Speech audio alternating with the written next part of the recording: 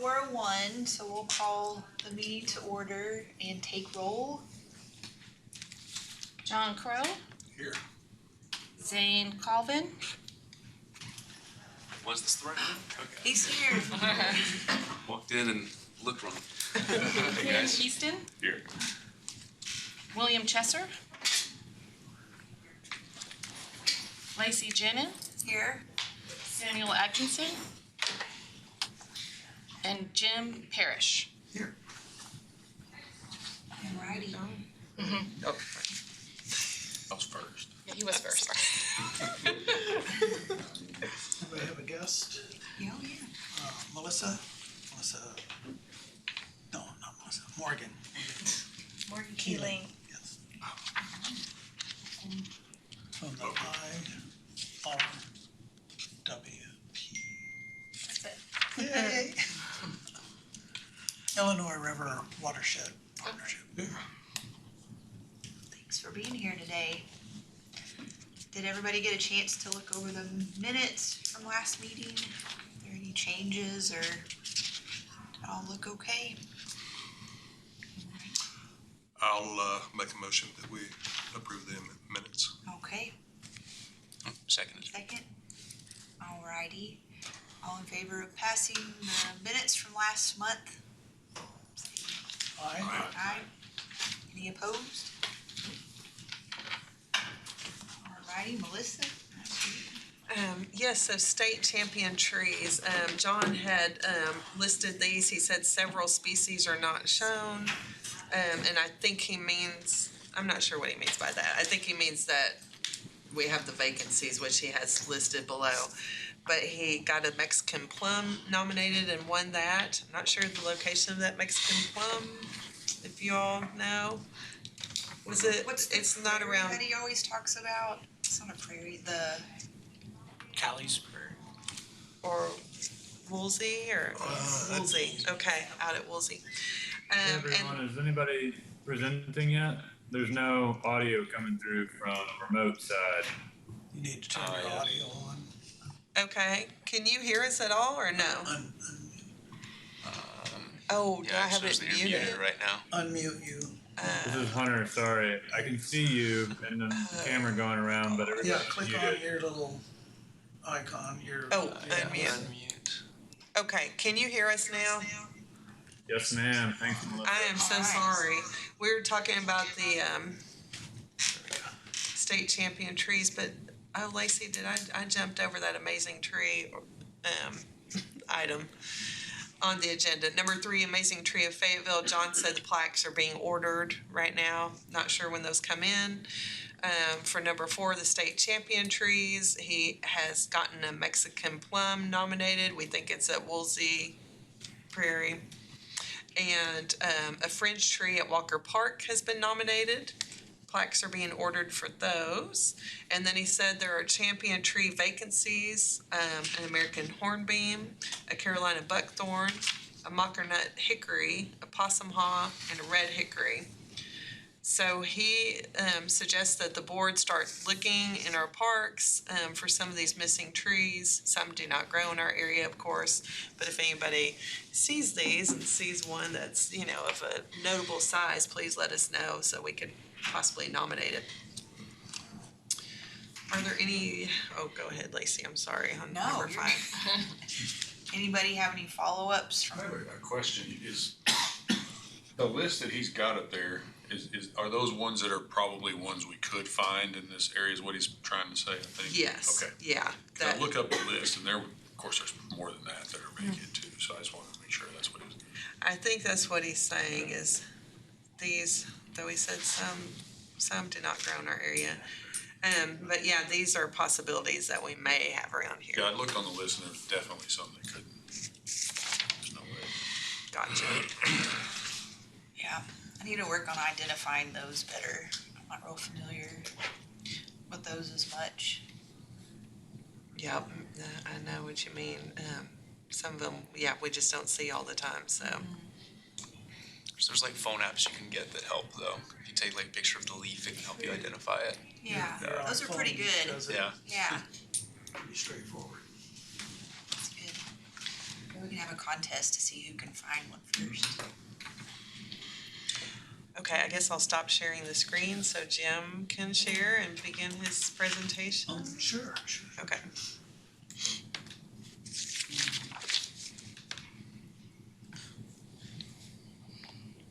Yikes. Here we go. And I want to do.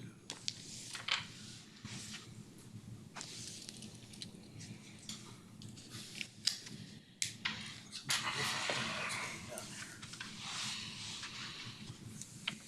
I guess we can go with this. Can you hear me online? Nope, you're muted, I think. Yeah, but Yeah. Okay, I think the that's big picking it up. there is picking it up, so. What I chose to present on was the green between, and I have a guest, Morgan Keeling from the Illinois River Watershed Partnership, who is helping out, because working with the Illinois River Watershed, with her and a partner, it helped me kind of figure out that this is an important piece. The trees are a frame, for this painting that we're putting together. One of the things that Morgan is working on and has as a program is Blue Cities, Blue Neighborhoods. And my neighborhood is one that I'm hoping to get into this program, to get it to have sustainable stormwater management. To have places where the stormwater doesn't just run off into the street and then into, the stormwater system, but is actually retained by planting and maintaining native plants in the community natural areas, medians and easements. It becomes a win for everyone. Blue cities, blue neighborhoods. You want to say just a brief thing about?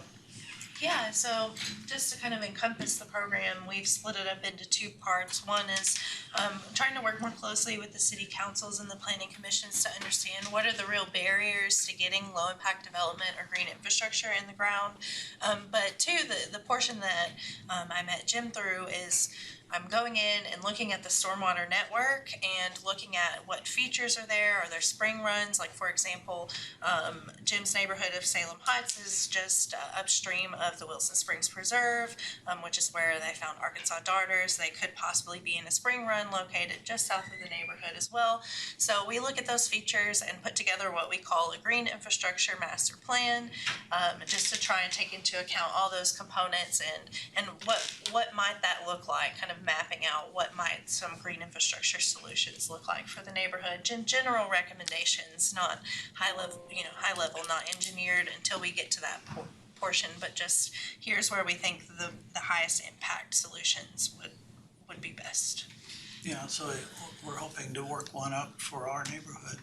And she put in this very fine slide about, why it's worthwhile doing. You can see that, especially in the high density areas, you've got 30%, 55% runoff. And even in my kind of neighborhood, it's a 30% runoff. And any improvements we can make in that will, that's a win. That's good for us. Urban rain gardens. I found this short video, and I want to share it with you because it kind of explains, and folks here may be familiar with, let's see if I can get.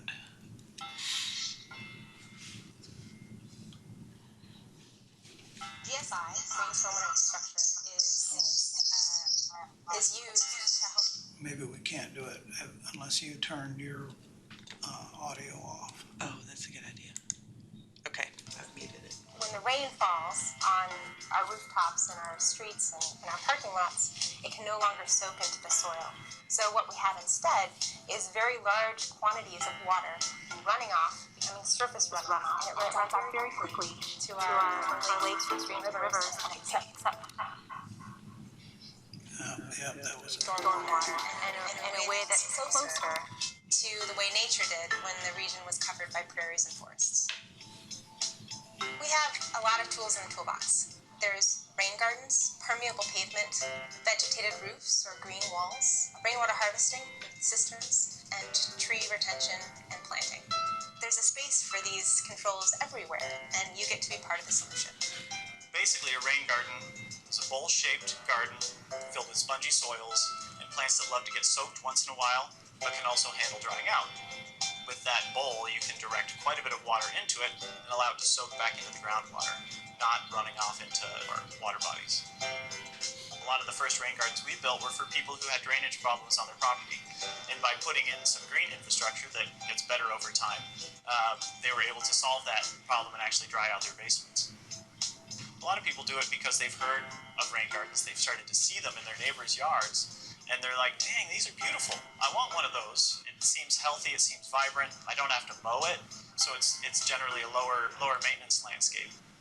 And of course, added air quality and just an opportunity to do something for your larger community at your own home.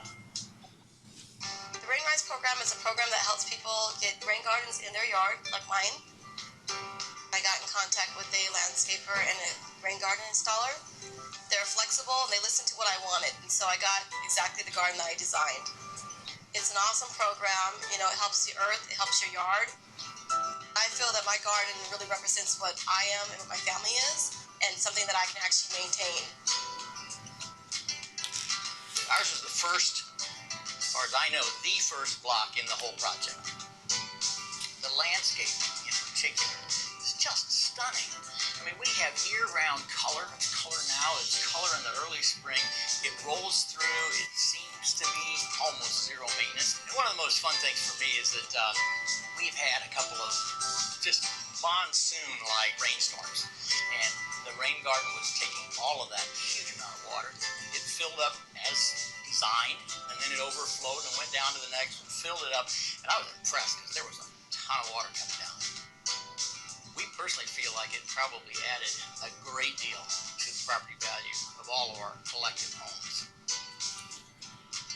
Everybody loves Puget Sound. You know, we look out on the water and it's beautiful, and it's one of the most important reasons why we live here. This is a way to protect it. Each one of these rain gardens, each home rain garden captures, 10 to 20,000 gallons a year. And every homeowner who puts one in, whether it's a rain garden, whether it's a cistern or a combination of the two, a green roof too, all of those things actually make really significant differences. I highly encourage anyone to look into what opportunity they have to be part of the solution.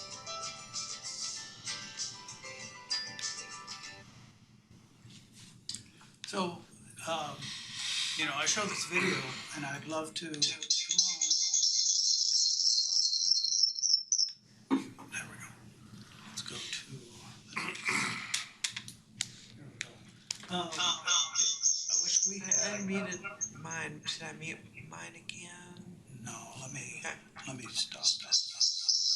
There we go. At the end, can we have a video like this? Can we have a program where we're promoting rain gardens and I went through the city looking for rain gardens, and there's actually, the watershed had a green infrastructure tour a while back in 2019. And maybe it needs to be updated and promoted again, green infrastructure projects. And there's a few near where I live, Bentonville, Fayetteville, Rogers, they all have something going on. And we also, the Beaver Watershed Alliance, there was actually an alliance of alliances. Recently, we had a workshop on stormwater, how to deal with it, and between both of them, and it was very worthwhile being there. I appreciate it. We'll get to some of that a little bit later too. So I went around the city, and I'm just driving, and I'm going, whoa! Here's a fancy housing neighborhood up in northwest Fayetteville, and their curbs still had grass, but they did, the housing authority, you know, the HOAs and POAs, how they can be kind of dorks. And I belong to one, and I'm trying to change their whole attitude. Instead of grass, you know, to allow plantings that save rainwater. And going along Ruppel Road, John mentioned stones, and I'm going, stones are nice, you know, I suppose, but why the grass, you know, why not pollinators? That's a big strip of green that you gotta mow. And there's one of the guys doing the mowing and the maintenance. Well, why can't that be a pollinator garden that has deep roots that saves the water? And also, we'll look at the pavement a little bit later too. Our native plants, as Morgan put in here, are exotic and beautiful, and they have deep roots. They take care of the water. My own house, my next door neighbor, there's a number of these. You can see where the arrow is. People put in French drains to take care of water in their backyards. And there's no, you know, the people who do this don't think about what they just dump it out on the sidewalk or onto the street. And if they were to put in a rain garden, if that was part of their planning, if we were to promote that, there'd be a lot of water saved. And in fact, I'm working with my neighbor to put a rain garden right in the front of this sidewalk here, to dig it out and put in some of this stuff. Because I figure if I can have an example for the rest of the neighborhood, then I can promote it. But the thing that would really help with the rest of the neighborhood is if the city actually had some plans and, you know, the U of A help, landscaping department say, hey, here's some really nice looking gardens, and it looks, we could make the street look kind of conforming, but still lots of flowers, and that way they can give it to a landscaper or they can get a volunteer, and we can have something that's beautiful all the way through.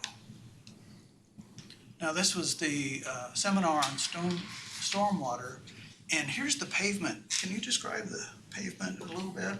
Yeah, so this development is in Rogers by Pinnacle, and they did an entire street. It's actually a public street in the porous pavers. These are in a sheet, so they're not individually laid. They're set kind of in this herringbone pattern, and Blue Ribbon Industries developed this. And when he went to go put a street in, because of the detention requirements, he ended up talking to someone who sold him these pavement, and he saved $700,000, exceeded, so he has 4 to 6 feet of underground detention there, exceeded his requirements for meeting the post-development hydrology. There's a lot of different features in there, including check dams that qualify as low impact development. So during this, we did kind of a seminar really on, that's a panel of developers, so really on what are the challenges and what are the funding and financing and what are the carrots and what are the sticks that really need to happen to like make this happen. And so we took a look at this development, and now they're still developing there, and of course with construction there's some stuff to consider, but you know, we talk about long-term maintenance. How do we really get the buy-in for these, because that's such an important part of making sure that these projects continue to work the way they're intended and provide benefit that people will tout for a while. So yeah, to me, Magnolia Place is up on Ruppel. It's a new development, and they put in this huge retention pond. And if they had used this pavement instead, they may not have had to do that. They could have kept the trees that were actually going through in that area. There's a wetlands through there, and the wetlands is gone now. It's a retention pond. One thing that's interesting, Jim, is if you'll notice the pharmacy, the Walgreens out on the corner of, I guess it's Ruppel and Yes, Wade. yes. Uh-huh. And their retention area is just on the south side of the building. Uh-huh. and they've retained the water with a retaining wall with little weep holes. Okay. But yet they allowed all of the trees to remain Stay, within that area. And that's one of the best examples I've seen in town as far as a developer trying to work with the existing trees on site to accomplish his drainage requirements. Excellent. So we need to gather these. That's been in place for about 10 years. And I've tried to encourage it and use it as an example. Mm-hmm. And I've seen some similar things done, but I've really never seen anybody else try to do something like that. Okay. Yet I've seen a lot of trees lost just trying to preserve a mature tree on a site that's heavily impacted. Yeah. That side I'm familiar with because I worked on the other side, on the consulting side on that project, and space was limited, so we had to do that for detention. I was worried about those trees. One large one was lost in that area, but the rest of them seem like they've done well. Because I always worry about putting out water on trees, you know, even if it's for a day or two until it soaks in or drains off. Just, you know, are they used to that? Will they tolerate that condition? But that one worked out well. So. Our neighborhood, they planted, what's the swamp tree? Old cypress. Bald cypress, you know, and that. I wanted to. I put this slide in just to say, as I researched this, there are lots of research out there for meadowscaping. You know, how to do easement gardens, and I'd like to see our university landscaping department step up to some. I've asked. My wife works for the architecture school, and so I know a few of the professors there, and I've asked them personally, does landscaping work on this? You know, but maybe someone here has more clout than I do. I just am married to, you know, someone who works there. So this is Salem and Ripple Roads. This is my last example. The city, John is doing a map of our neighborhood, and Salem and Ripple Roads has this huge curb area. It's just perfect for planting trees, and John has going to plant trees there this fall. And Morgan and a colleague were surveying this, and they were saying this would be perfect for swales. So tell them about, you're working on a project, a possibility of doing swales here? Yeah, we included that in our ARPA proposal, so we'll be waiting to hear if we got that. If not, like, we could potentially be funding this through 319 grant, but still waiting on an award for that.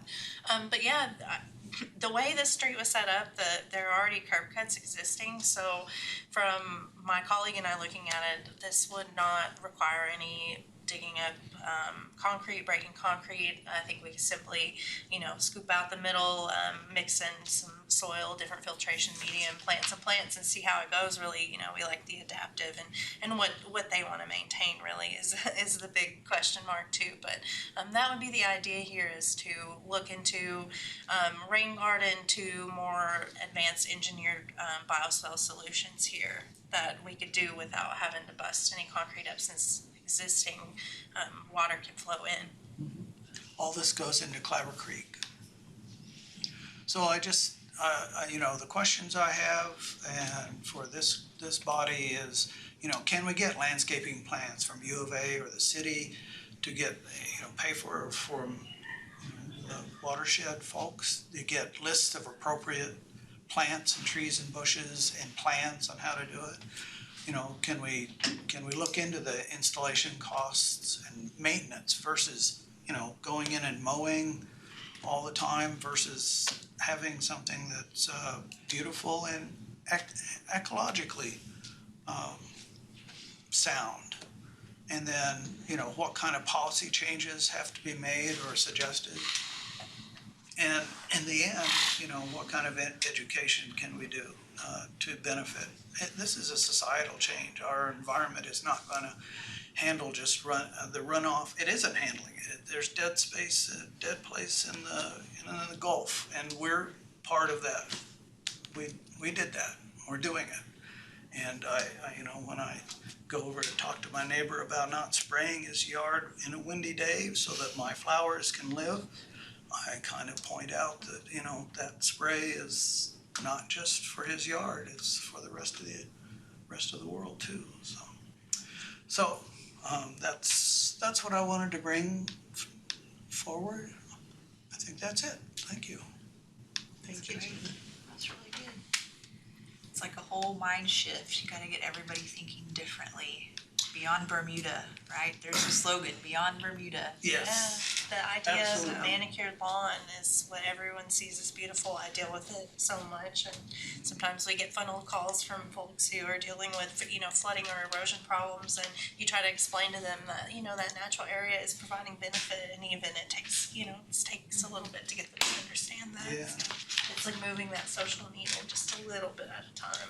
There's something I'm researching. I've got a book coming called Tapestry Lawns. It's beautiful and it can be mowed if you want to mow it, but it's not Bermuda. Yeah. And that's the main thing. Thank you for listening. That's good. I get frustrated because we actually started this process 10 years ago. We got 2 of the major streets in town planted with trees. And then one of the major streets, we went back actually got some shrubbery planted. Uh-huh. And we were trying to get some other ground covers established, and that didn't work out. On the other major road, we never were able to get any shrubs planted. And then back during the big Monarch Wayside pollinator garden, this was 5 or 6 years ago. It was a big effort to establish these pollinator gardens all over. Yeah. And we actually got another major road here in town planted with those. And it went on, and Melissa was involved, and John was involved. And I know they're frustrated too because they put a lot of effort into it. But it was unsuccessful. And those were pulled. The bad part is they were pulled out about the time they were really starting to be successful. You have to have time. So they were pulled out and something else was put back in their place. And Maintenance the was the problem issue. is the maintenance. We just don't have the expertise. And then also in the right-of-way plus median strips is a pretty dangerous spot to work, especially in heavy traffic areas. So that was a lot of the reasoning on why that was abandoned. And really, it was just expertise. Yeah. It's easier. Most people know how to mow or weed eat. Yeah, or spray stuff. Mm-hmm. Yeah. Well, and that's exactly it, so I'd like to, in fact, John goes, oh, yeah, we did that. Mm-hmm. And I said, yeah, and he said, here's the things that happened, and I'm going, well, let's, try pushing it again. I think it's time. But otherwise, around town, there's also some great success stories. When they renovated Walton Arts Center, all of the stormwater is contained underground there in that front plaza area. Or at least that was the original intent. I assume that they did follow through with that. I think they changed their method of doing that, but they still had to retain that somewhere. I'm assuming all the, the parking lot that's gonna be torn up is gonna be turned into a very water friendly place. Yeah, it's gonna get rid of a lot of the impermeable surfaces. So, well. But great idea. I think we ought to promote it as much as we can. Very good. We hope to help support in the long term too, that maintenance. That's a lot of feedback. I started in 2020 with, we've put these projects in, but that's really the key. So that's definitely something we're thinking about, and we're doing some vegetation management trainings we've worked with almost every city in the area and just a little bit at a time, you know. That's what gave me hope, was there were some partnerships here. Yeah, and I tell you, I've worked with RWP for a number of years now, and they do some super work. In fact, they participated with City Parks at Gregory Park and established some rain garden and some drainage improvements there. Time for phase 2 now. Yeah. We can be ready. Thank you for listening. This is kind of tied to the Bermuda and getting away from all that, but one of my biggest pet peeves, and I post in our neighborhood Facebook group all the time, is the fertilizer that's left by the storm drains. Yeah. It's like, we gotta get, I mean, just such a simple little thing makes such a big difference. So how do we get, I mean, even though you're not supposed to do that, and if you're a professional applicator, you know better. Yeah. Right? I've got I planted fescue. I have too much of a lawn. I'm on a corner, and I'm slowly, making flower beds to get rid of it. But Shannon Pope promised to be organic lawn person, and he planted it in fescue. So that, there's still some Bermuda there, but I haven't put anything on it for 3-4 years now, and it's the most beautiful green lawn. And that's what I promote to my neighbors is, okay, your scrabby looking Bermuda, could be this. And one by one, I've gotten a few more. Do you know, is it a creeping fescue, or does it tend to be It's a tall in fescue. clumps No. as it grows? So it does spread. I would have to ask Shannon. My lawn is the size of this table, and I'm trying to encourage the clover to take it. Yes, I encourage clover. Yes. Yeah, we were at a site visit near Neocoska Creek, and we were out there with Alan Pugh and WCRC folks, and we're looking down the street, and we're like, we had just assessed the creek, and there's just one lawn that is bright green, and you just see like the green. We're like, we see whose sign is in their yard, and look around, and we're like, yeah, hopefully their neighbors will give them a little peer pressure, but I mean that's a lot to ask too of neighborhood advocates like Jim, But that's where it has to start, really, in my opinion. Yeah, that's what this fall, we'll have a get-together where we'll talk about stormwater, the blue neighborhood, and hopefully I'll get there's enough folks that I talk to that are interested in it that we'll start shifting the neighborhood. Yeah, and of course we work with Cooperative Extension on that. They've built a nice, if you haven't seen it, if you Google drainage problems, it should take you right there. Their SEO is really good on that page, but they can click on the problem and then see some solutions, or click on some solutions and see the problem. So there's also like a worksheet there where homeowners can look at if they add some feature to their yard, here's the impervious surface it adds, like how do you mitigate that? So that would be something we would walk through with them. Yeah. Where is that at? Where do you find It's at UADA drainage. I'd be happy to circulate the link, but if you Google, drainage problems, University of Arkansas Cooperative Extension, I think it's one of the first pages that pops up now. I mean, that'd be something easy, like if y'all have neighborhood groups too, just to share, just, there's other Yeah. solutions than just French drains, Could we put that in the minutes, the link to find the link. to find it? Yeah. Be something easy to get the word out about. Hey, Morgan, could you speak a little more about your interactions with the municipalities on their maintenance, changing their maintenance practices? I really can't speak too much that the working with the county specifically. I mean, we've had a few members of, I've worked more with the cities, I would say, and the teams that are going out and managing the vegetation. They've sent some folks to our trainings, which teach them about which plants are invasive, which are native, and how to remove those invasive plants. So yeah, I wish I had more to speak to that, but I don't at this time. Travis Cheney, who was with our organization for a long time, just moved to Siloam Springs. He's their new Parks and Rec director, so I'm still kind of getting all this info from him about the past kind of work that they've done with different organizations. Thanks. Alrighty, well, thank you, Jim. Thank you for coming and sharing.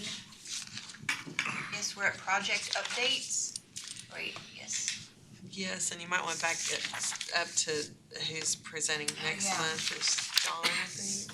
Squinting. Yeah, I That's know. not good. For the native or invasive plant presentation. Are you still Yes. for doing that next month, okay. John? And then I think Hunter in September. Is that correct? Sure. Okay, thank you. Awesome. So yeah, project updates. So John has been working on some hose bib projects. It looks like it should be done by the 21st by building exteriors. I'm not sure where that is happening, at one of the parks maybe. Do you know, Ted? Yeah, it's David Lashley, we Okay. out to the east. So help make watering easier there Yeah. during times like this. And our code changes for chapter 177, the landscape regulations, on the street tree requirements that was passed by city council last month. It'll go into effect at the end of this month. That's basically for the corner lots and new residential subdivisions. They will be required to plant one street tree per street. So instead of one street tree per lot, if you have a corner lot, it'll basically be two tree, which is good because I think that was an oversight in our code when it was originally established. And so we have a lot of those side streets in newer neighborhoods that are treeless because of this, with, the corner lots just happen to have one tree, but now they'll have to have a tree on each street. And then also John's working on his fall projects. I'm sure he'll report back on those more next month. I'm still confused about the additional street tree. Yes. Are you requiring street trees and lot trees? Well, I'm sorry, it's one and the same. So for a new residential neighborhood or subdivision that's coming through for approvals, they're required to place one street tree per lot. So lot/street tree. See, we required a street tree and a lot tree Well, within and the then, code. no, The way that we read it. the way we've interpreted it is, one street tree per lot. And then for the common areas, like around detention ponds or whatever, if there's a little neighborhood park or, areas like that without a home lot, it's the 1 per 30 linear feet street tree requirement. But now with the addition of, the corner lots, they'll have to have a tree on each street. I wonder when that changed. I Because thought that's the way it's always been. No, the codes, we used to require lot trees for the homes. And then the street trees were required as a standard street tree.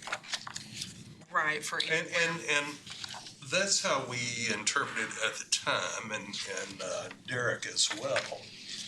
And I don't know when that changed. But, yeah. It may have been a matter of interpretation and not anything changing. Well, I suspect that's exactly what it was.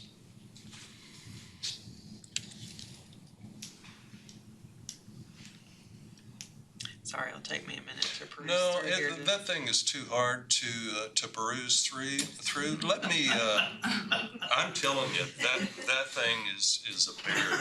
I've got covenants.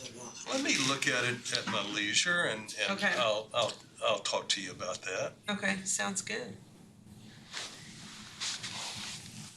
And also, could I request,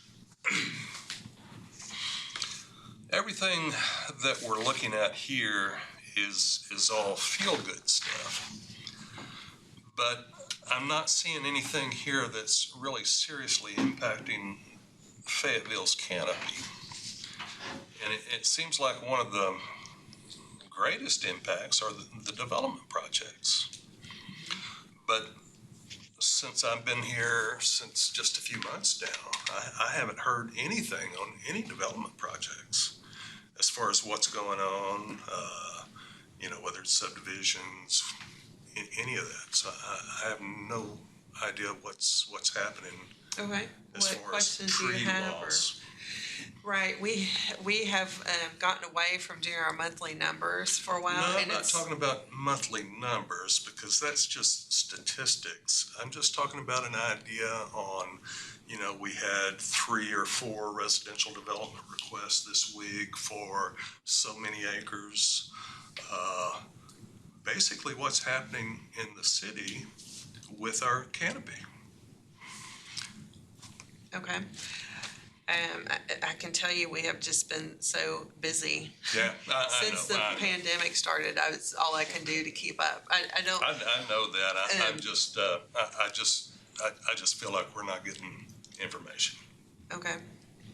I could add a little bit to that, Ken. I don't know if y'all talked about the urban forestry update, the plan. Not much, just, all I've heard is just a real brief, not even a synopsis on it. Well, I can update you a little bit on it because we're getting ready to get that thing moving. And I would think we would like to have a little bit of participation in that. Oh, definitely, y'all are written into participating, so don't worry. So the city is just now hiring Geo, I can't think of the name of the firm. Yeah, right now. Planet Geo. They're the ones that did the last time. Right. Yeah. So the good thing is they've got that knowledge to kind of build on. But they'll be looking at like things you talked about. Right now, we kind of loosely have talked about a 40% canopy goal. They're gonna actually drill down and look at the city, look at the different land uses, look at how, like we have a lot of prairie area that's being turned into homes right now, and that'll probably have more tree camera.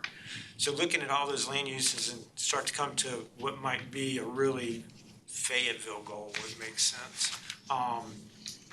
They'll be looking at a lot of our practices, what we're doing, what might need to be improved, what might not be working as well, even our structure, how that might need to change. So it's gonna be a real comprehensive look, and there's gonna be, time for feedback and citizen feedback and all that in the plan too. So I would expect But maybe John still, can really get into that doesn't address what's happening now, though, as far as, I would think that development would be the major impact to tree canopy loss in the city of Fayetteville right now. Absolutely. But, I can tell you, I had these numbers written down and I haven't had time to go back and rewrite them, but this spring I looked at, why am I so busy? Why can I not seem to keep up? And in January 2020, John and I were split up. I went to planning to do all the development review, and John stayed in parks to do the city urban forestry projects, which is very important and it needs to happen. But since March 2020, I looked at like 2018 and 19, 20, and 21. In 2020, the number of large-scale developments doubled. In 2020 and 21, and the LSIPs did, and PPLs increased. I'm not asking for a time sink. Even if we could learn those development items that you're having to review, not in detail. I mean, we got a request here for this. We got a request here for this. I mean, basically, you could even take it off of the agenda for Tech Plat and just kind of let us know what it is. Kind of take the abbreviations out of there. What's going on now? Just so we know what's going on. Okay, yeah, you bet. Let me see here. So, what's coming up, what we're reviewing right now, that will be due for Tech Plat next Wednesday. There's some lot splits, some CUPs, some rezonings, which Urban Forestry does not review, and some property line adjustments. But then we've got a concurrent plat on Finger Road. We have a large-scale development on Weddington. We have a preliminary plat. I don't have the address on that. Hang on, that's not even the full list. So a concurrent plat is when somebody splits up a piece of property one time into more than what, 3 or 4? So it's, And it's approved at the same time in one fell swoop. yeah, it's basically they're out of lot splits on, you know. Whereas a preliminary plat, they have to actually establish the infrastructure before it can be finalized and go through a final plat approval. Right. And so there's a lot of acronyms and stuff like that in there. So we have, 2 concurrent plats. One's in the county. I don't review projects in the county because it's outside city limits, so urban forestry requirements don't apply. There's a lot, or an LSIP, large site improvement plan on Investment Drive. They're trying to develop 2 of those lots. And then that large scale development on Weddington, it's called Weddington Place West. And then there's a preliminary plat at Brooklands and Mountain Ranch. That's phase 5, 6, and 7. And so these are all residential, right? So the You mentioned one large PPL, scale. there's one large scale, there's one LSIP, which is commercial. And then the CCP, that is actually, the CCP in the city limits is for Fellowship Church. They're splitting off a tract right up by Highway 112. I think it's for the highway department and the work they want to do along Highway 112. The last round, we had a preliminary plat for residential subdivision, the courts at Owl Creek on Rupel Road. We had another preliminary plat on Dead Horse Mountain Road. We had a large-scale development for the trails on the Creek Apartments off Sain Street on the north side of town. We had a large-scale development for a cluster housing development, another large-scale development for Cross Church. That is a small addition. No, I'm thinking of Fellowship. I don't remember the one, maybe it was the Cross Church, it's a small addition. I'm trying to remember what that one was. Sorry, I'm fuzzy. We also had a preliminary plat for Twin Creeks and a large-scale development on South Duncan. If that gives you an idea of it all. See, that's all invaluable. Okay, well, we can Is start. that good information? I appreciate that. Is this on a list somewhere in the planning? Yeah, I was gonna suggest that, Yes. that We can perhaps give a link. this committee be given that link. Do you, there's not, I can give you The tech plat link, I the get the tech agenda. plat link. Okay, I'll have Which to ask has the somebody in agenda planning, link. I don't have a link for that, I don't. You know, it You might want be Subdivision best, committee and planning commission information also, or just tech plat? well, once you get the tech plat, you pretty much get all the projects that are coming through. Right, And the same ones come back through for subdivision.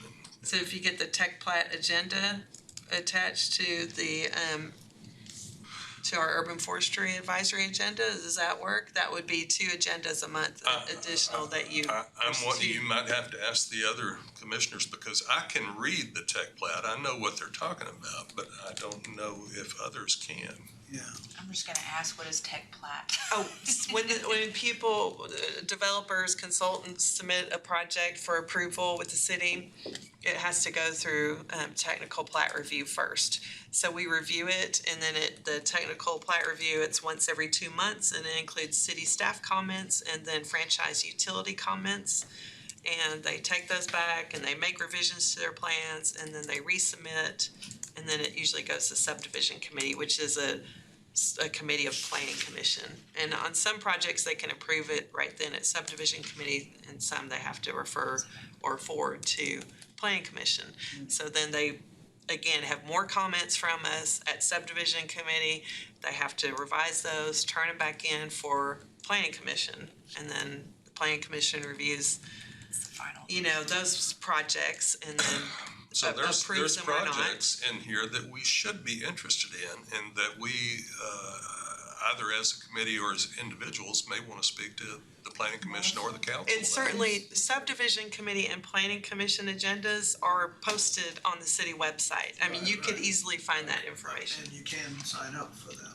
Yeah, you can get the tech plat Is agenda. there just public a simple meetings. list of Yeah. these projects? That's Yes. what I would. Yes, we have an agenda, yes, And which, that's in the agenda. So if yes. you Now, have a- tech plat, I don't know if that's posted on the city website or not. But if you since have it's a board. link to the agenda and we could take the time to go there and look at the agenda, you don't have to We could put a attach it link to or you could find it yourself. Right.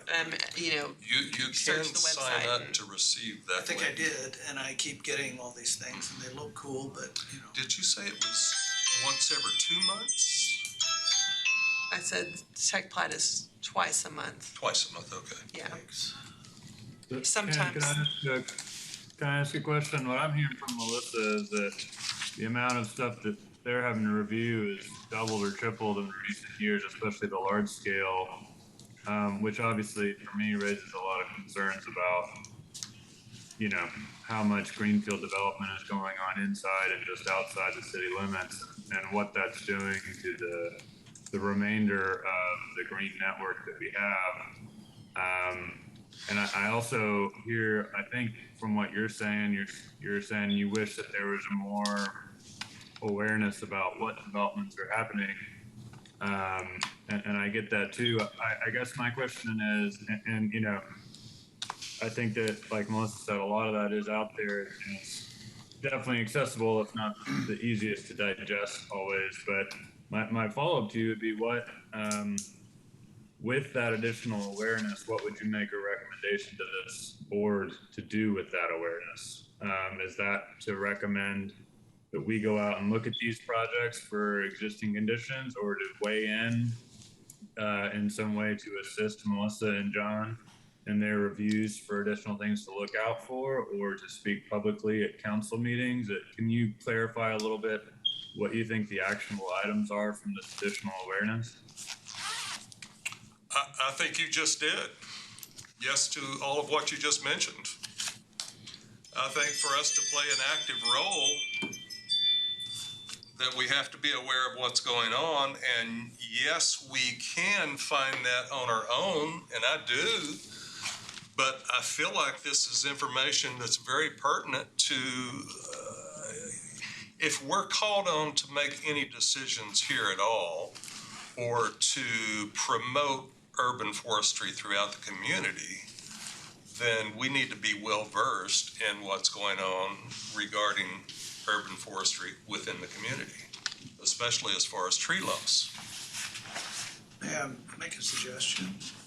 It may be that Melissa could even look at that list and be able to say, here are the ones that I would be concerned with and I would bring to this body. Well, no, that's kind of putting her on the spot. And there's often not time. I don't, you know, Okay. Yeah. if this board meets once a month and we have tech plats twice a month, I mean, I don't. We kind of miss it. And please, I'm really not trying to load you with anything. I mean, I just want some basic information for what's going on with development in the community and how urban forestry is looking at that. I mean, we're looking at it the same way we always have, which is to follow this code Yeah, I think to the best of our ability, and that's all we can do. Yeah, People but have to. we're not seeing the projects. I don't know if I'm what I'm about to say is not necessarily directed to anybody as much as it is for everybody. And this is based on my experience with boards and commissions and things like that I think I really know what Ken is saying for sure. But I think what important thing to say out loud is that we should definitely stick to what we are charged with doing as we are assigned to this board, and that is written into the, you know, that how this board was established. All those rules and guidelines are written into that. So definitely staying in line with that is very important for a couple of reasons. Number one is that you quickly get the city, the city can get in trouble if we're not sticking to our roles. And the second thing is so that we don't end up with getting into things that we're really not supposed to, so that we've soiled maybe a reputation that we are trying to hold on to when it comes to the education and, I'm having a hard time grasping my words right now, but it is an important role that we have in educating the public on how important a tree canopy is, how important this development codes are, and helping with stormwater runoff and all those types of things. So we just want to just be careful there. But I do understand what Ken's saying in that you may even be, I thought about this, to me, you guys are busy, but there may be things that you guys are running into when you're reviewing these plans, these development plans, that you may need the Urban Forestry Advisory Board's help to kind of talk it out and make sure that maybe developers aren't trying to find some loopholes in the codes, or we're not being too strict by the way that we're interpreting the code too. So maybe it's even just you guys pick ones that you guys feel like you need Support. at minimum need some help on, but maybe even just want to set precedent or bring up as an example of things that we need to watch out for. And especially because you have the expertise that you do have on this board. I agree. That's what I was kind of pointing out is you shouldn't feel like you're alone with a board to back you up. Yeah, and I don't, you know, that's why we bring code changes to you all, and, I mean, I can't, there's like no one big issue I can think of right now that, you know, I need help with right this second. Well, and hey, let me come back. I really didn't want to raise a stink about this at all, but I just wanted some very general basic information on what kind of development issues you're having to deal with. You know, is it mainly residential? Is it mainly commercial and all that type of thing?